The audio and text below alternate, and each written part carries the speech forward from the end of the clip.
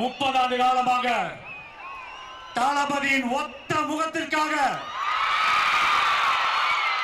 தன் ரத்தத்தையும் வேர்வையையும் உழைப்பையும் சிந்தி இந்த தமிழக வெற்றி கழகம் உருவாக காரணமாக இருந்த மக்கள் இயக்க நிர்வாகிகளே, உங்களை வணங்குகிறேன்.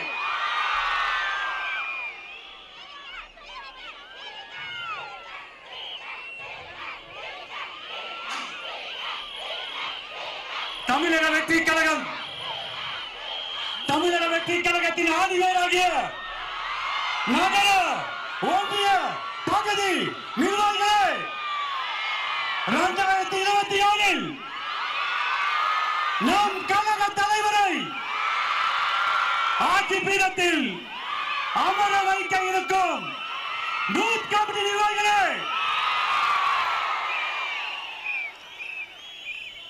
இளைஞர்களின் விடிவெள்ளி தமிழ்நாட்டின் ஒரே நம்பிக்கை நம் கழக தலைவர்களே, ஓயாமல் பணி செய்து ஒரு நிமிடம் கண் மூடினாலும் சாட்டையை சுழற்றி நம்மளை வேகப்படுத்தும் நமது தந்தைக்கு தந்தையாக, நண்பனுக்கு நண்பனாக, அண்ணனாக இருந்து வழிகாட்டி வழிநடத்தும் கழக பொதுச் செயலாளர் அவர்களே, மாநில நிர்வாகிகளே, இந்த நிகழ்ச்சியை எங்கள் சொல்லுக்கு கட்டுப்பட்டு வீட்டில் அமர்ந்து குடும்பத்தோடு பார்க்கும் கழக நிர்வாகிகளே, பொதுமக்களே, உறுப்பினர்களே, ரசிகர்களே, உங்களை பாதம் தொட்டு வணங்குகிறேன். வருக வருக வரவேற்கிறேன். 28 ஆண்டு காலமாக என் தளபதிக்காக இந்த சேலம் மாவட்டத்தில் 5000க்கும் மேற்பட்ட மக்கள் இயக்க பலகை திறந்து வைத்தோம். ரசிக மன்றமாக இருந்தோம். நம்மளுக்கு நற்பணி மன்றமாக மாற்றி மோடி கொடுத்தார். மக்கள் இயக்கமாக மாறியது. இன்று உலகமே திரும்பி பார்க்கும். அவர் ஒரு மொழி என்ன பேசுவார் என்று பார்க்கும். தமிழக வெற்றி கழகத்தை நமக்காக உருவாக்கி கொடுத்திருக்கிறார்.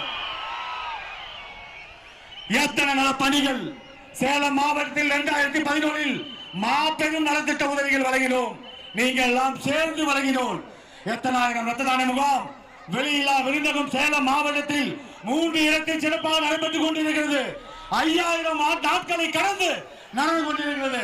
அரசு மோகன் குமாரமங்கல மருத்துவமனையில் இன்று வரை தமிழக வெற்றி கழகம் தான் சென்ற ஆண்டு கூட அதிக குருதிகான முகாமை ஏற்படுத்த விருது வாங்கியது.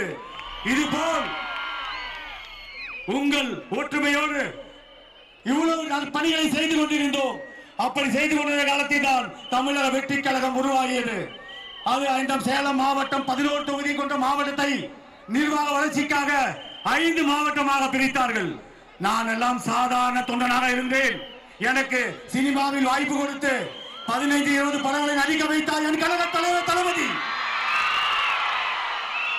இன்று நடிகர் சங்கத்தில் உறுப்பினராக இருக்கிறேன். புடிசர் நம்பத்தில் உறுப்பினராக இருக்கிறேன். டிஸ்ட்ரிபியூட்டர் உறுப்பினராக இருக்கிறேன். ஒரு தொண்டனை எப்படி உருவாக்க வேண்டும் என்று இந்த தளபதிக்கு தான் தெரியும். அதே போல் நம்மளோடு நம்முடன் இருப்பவர்தான் ஒருத்தர் முதலமைச்சராக வேண்டும். அவங்களுக்கு ஏதாவது கஷ்டம் தெரியும். தளபதியின் பெரிய கோடு ஆன கோடி பரம்பரையிலிருந்து வந்தவர் அல்ல. கஷ்டங்களையும் அவமானங்களையும் அசையங்களையும் பட்டுதான் இந்த நிலைக்கு இருக்கிறார். அப்படி பார்க்கும்போது உனக்கு என்ன தேவை, இந்த ஏழைகளுக்கு தேவை என்பதை அவரால் தான் யூகிக்க முடியும். அவரால் தான் முதலமைச்சராக இருக்க முடியும்.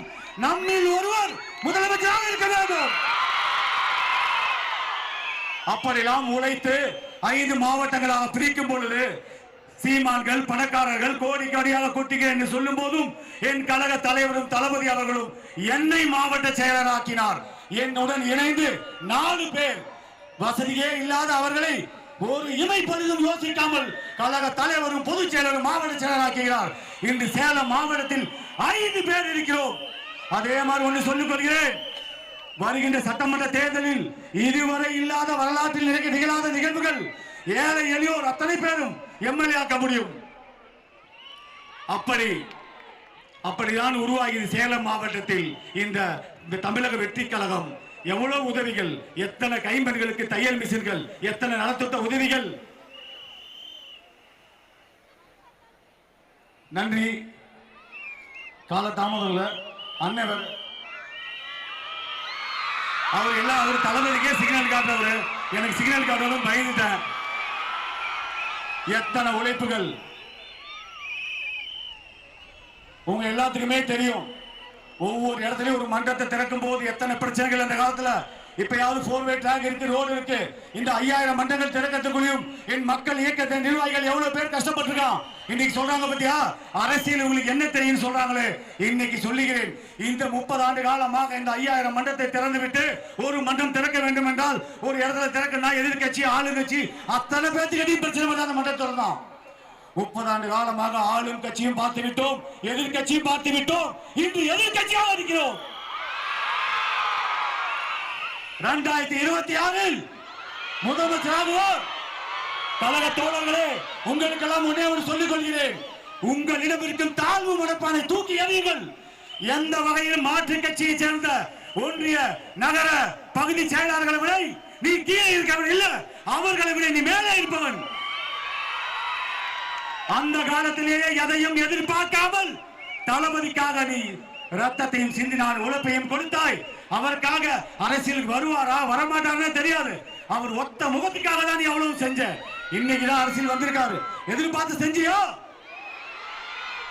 அப்படி பார்க்கும்போது நீ பக்கத்து வீட்டுல ஒரு வார்டு கவுன்சிலர் பார்த்தாவே எவ்வளவு சந்தோஷப்படுற. வருங்காலத்தில் நீங்க இருக்க அத்தனை பேரும் அரசு அதிகாரத்தை பகிர்ந்து கொடுப்போம். தளபதி முதலமைச்சர் ஆவார். உங்கள் எல்லாத்துக்கும் சொல்றேன், உழைச்சவர் அத்தனை பேரும் அரசு அதிகாரத்தை பகிர்ந்து கொடுப்போம். அதே மாதிரி ஒன்னே ஒன்று சொல்லிக்கிறேன், 234 தொகுதியிலும் தளபதி மூளை முடுக்கெல்லாம் வர வேண்டும் என்றால் நமது ஆட்சி நடக்க வேண்டும். காவல்துறையினர் இப்ப பாருங்க எவ்வளவு டிமாண்ட், 51 கண்டிஷன் போடுறாங்க.